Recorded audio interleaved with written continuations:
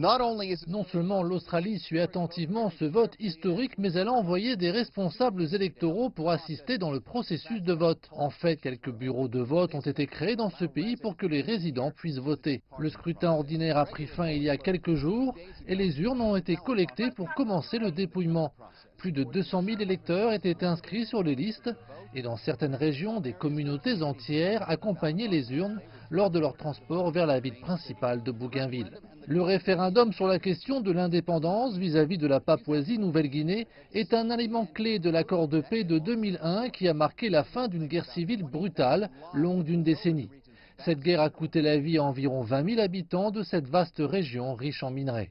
Après le référendum, l'accord de paix de Bougainville est assez clair. Si le référendum sur l'indépendance est massivement en faveur de l'indépendance, le gouvernement national autonome de Bougainville devra se consulter uniquement sur l'option numéro 2. Il s'agit de l'indépendance.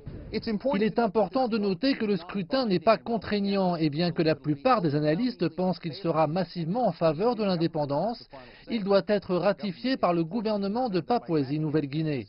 Le gouvernement craint que l'octroi de l'indépendance de Bougainville n'encourage d'autres provinces à faire de même. Les résultats devraient être annoncés plus tard ce mois-ci.